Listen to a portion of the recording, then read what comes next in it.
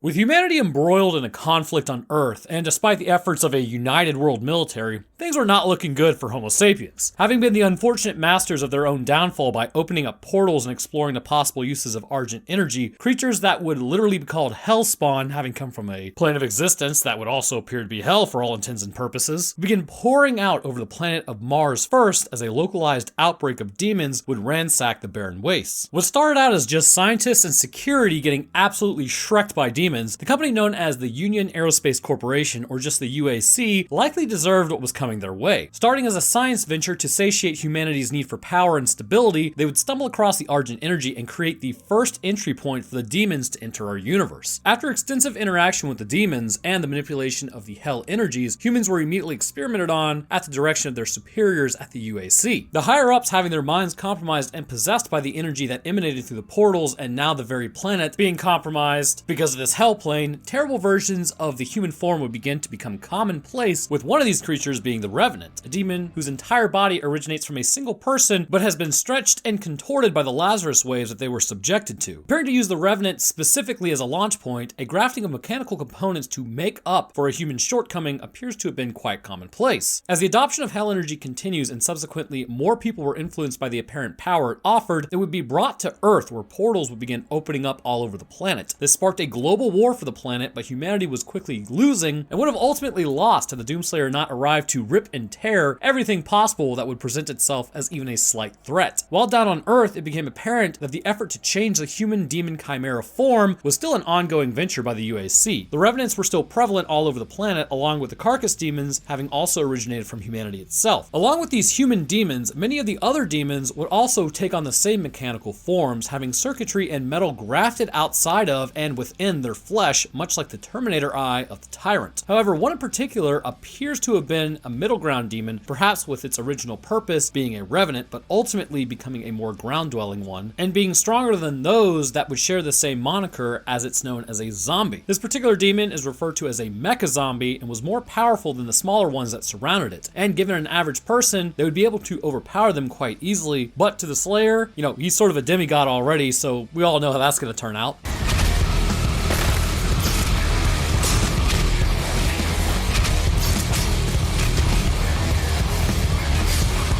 But today we'll be talking about this demon, the alterations to its human physical form with extensive metallic grafts, and how it likely interacted with the physical anatomy of its body.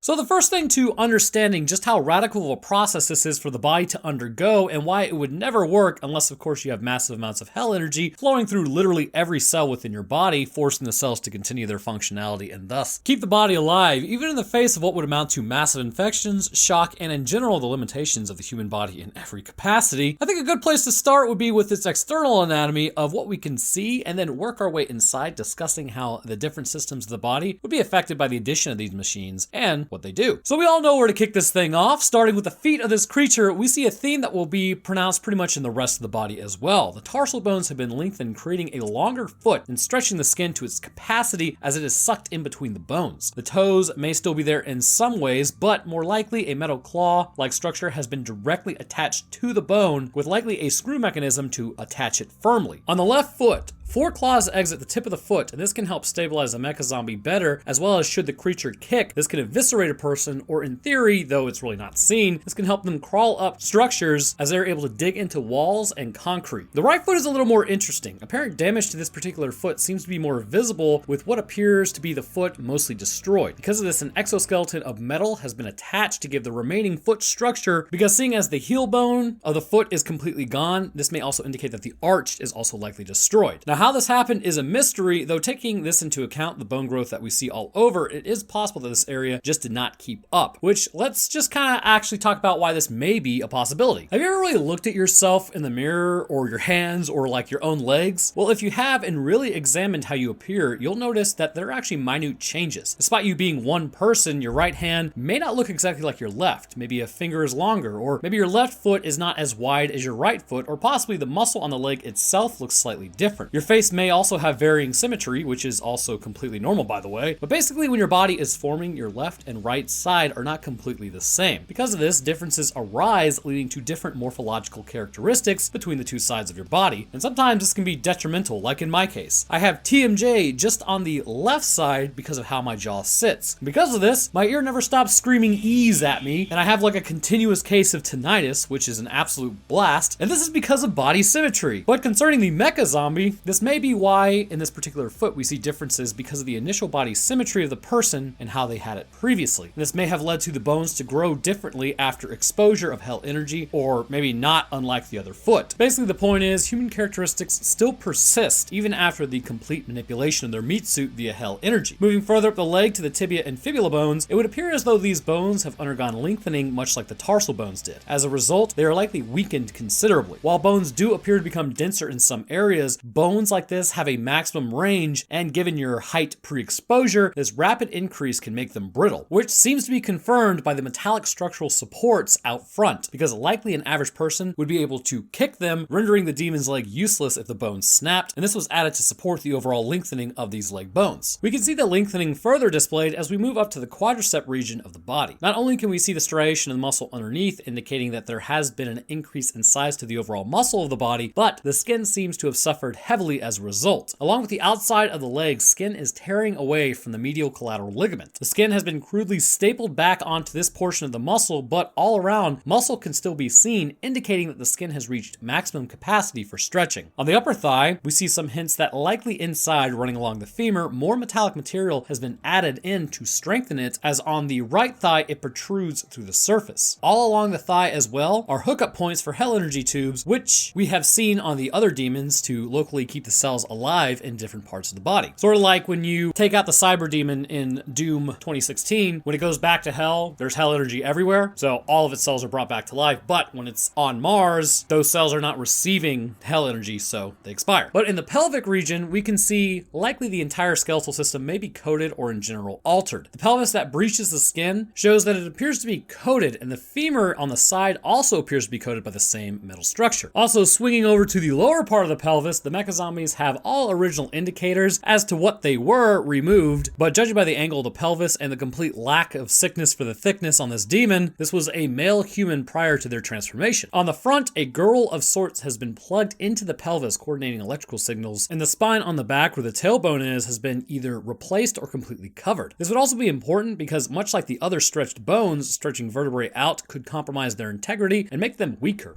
And considering the weight of this demon and what it's carrying literally on its arm, this could lead them to literally snap their own spines, rendering them useless once more. So we begin to see something interesting concerning the upper body from here on out. It appears to have increased in length somewhat, but not so much as the limbs did, giving it more of a compressed look overall in proportion to the limbs. And this is likely due to the fact that the vertebral column could not increase in size as much like the long bones of the limbs could, or in some cases how the limbs have had their bones completely replaced. The abdominal muscles are completely gone, along with the tissue covering the abdomen.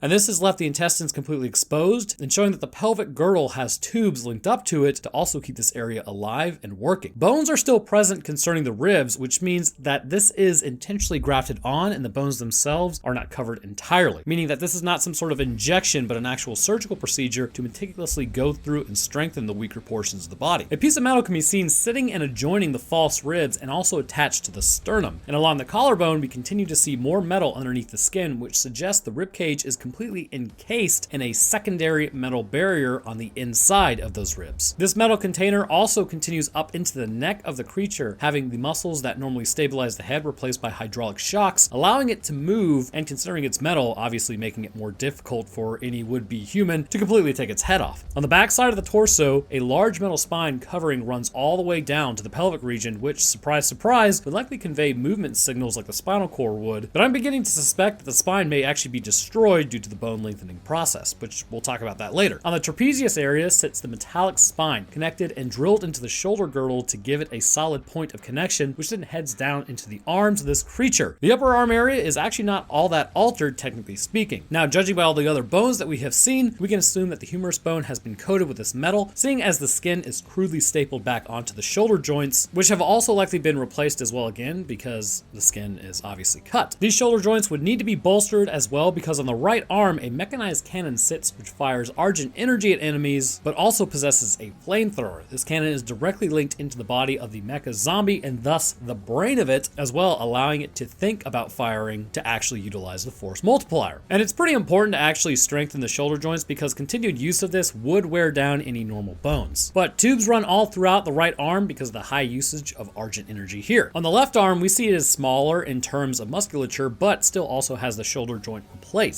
We see multiple bolt points indicating that the humerus bone is also replaced, but the forearm has had the most radical change, almost doubling in size of what it should be. The bone here is likely completely replaced by the long metal structure, which we can actually see at the top of the forearm. The skin along the top of the arm has completely split, as there's no way it was going to stay connected under such tensile pressure. The top of the metal bar can be seen just underneath the bicep at the top of the elbow, and it likely continues to run all the way down to the hand, with the hand being an actual part of this as well. So it's hard to wrap your brain around that, but basically the arm is split open on the table, the bones were removed, and the metal was placed within as the arm was being stretched, and this is why the skin was probably ripped, and then it was re-sewn back over the metal. The hand is still there in some capacity, with the original bone still over top. The thumb has had a large claw added to it for slashing at a person, and the other 3 claws are double the length of the person's fingers. These fingers are still technically there and seem to operate the claws that have been fused over top of it. Moving back up to the head, it's got some major Terminator vibes from it. The front of the skull is still very much so present. The skin of the face has been completely lost at this point, with the mandible and maxilla completely exposed. The nose is gone, and the cheekbones are also out in the open. It's basically just literally a skull. The eyes have been replaced by cybernetic enhancements, as clearly the original human eyes would not fare too well, in dry, hot environments with no protection. The brow ridge has increased in size, which is fairly standard for any human afflicted with hell energy, and this actually happens as their bones begin to grow. The back of the skull is likely gone, and instead has been replaced by the metal structure that we see. Internally, the structure would likely have connections into the brain of this person, allowing for the movement of the body, like walking, raising its cannon, and slashing. The movement of the body seems shaky and uneven, indicating that even though there is cybernetic enhancements, they're not as smooth when interacting with humans and their bodies as they would be with other demons. The optic nerve has likely also been replaced concerning the connection with the cybernetic eyes as well. Which, let's get to the internal functions now that we are officially moving on to that. So a good place to start is the life support mechanisms of the body. Things like intestines, lungs, heart,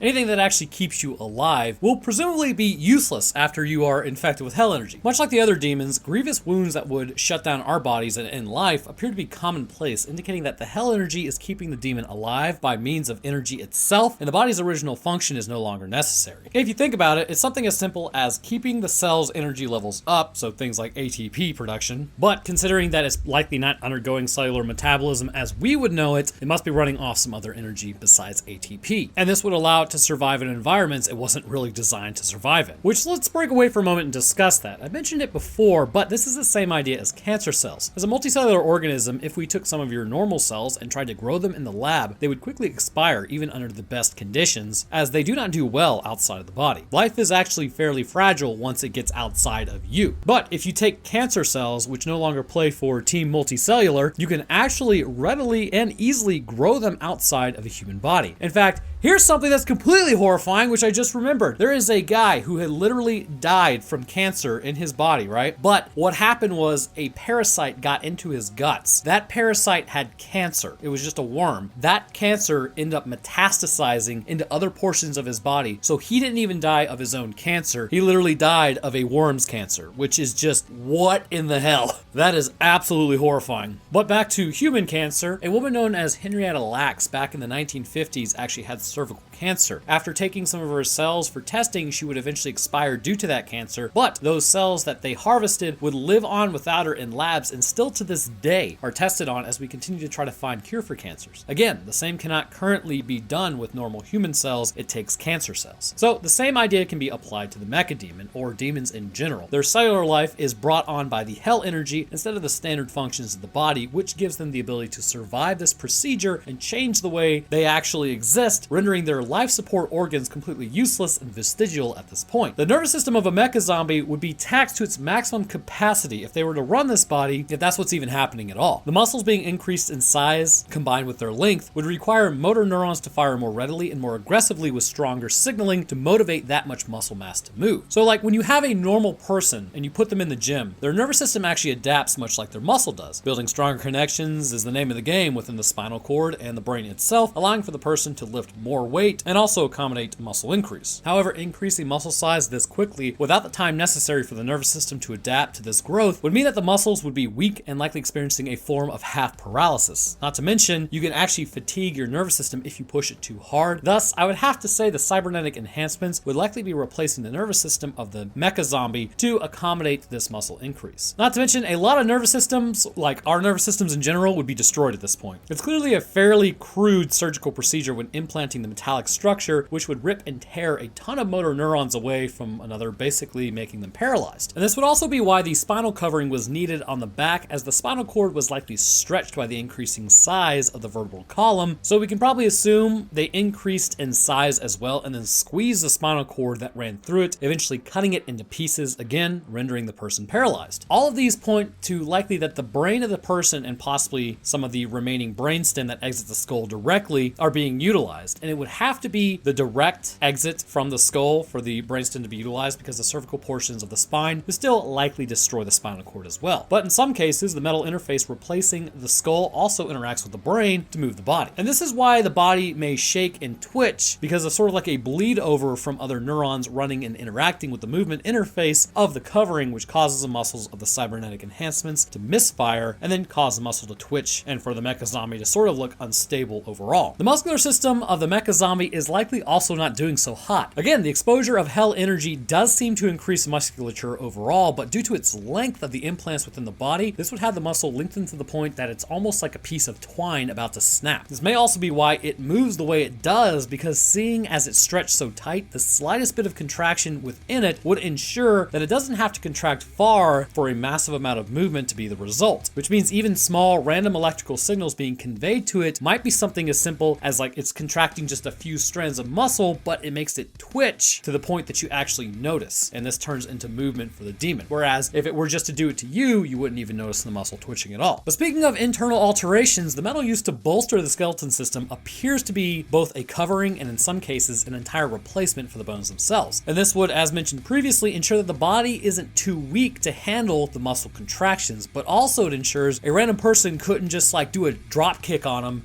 just completely break them in half. But it stands a snowball's chance in hell of stopping the Doomslayer. Which, speaking of the Doomslayer, how does a Doomslayer interact with a Mechazombie? And how does this ultimately turn out for the demon? Well, the name of the game is destroy the brain, or at least remove it from its partially mechanized body. Using a blade in his armor, the Doomslayer will typically go for a complete bisecting of the demon, but there are other ways of ensuring that the brain is no longer usable. Utilizing the demon's own claws, the Doomslayer can then put them through its brain, ensuring it's no longer able to use its body. Or maybe he can use his own cannon against him if he prefers to do that, which is also fairly interesting because the demon has control of it unless by grabbing the forearm muscle hard enough he is able to force the cannon to fire. Either way, the brain is destroyed by various methods, rendering the cybernetic enhancements completely useless. Although my personal favorite is the skull crack, which gives the brain some fresh air.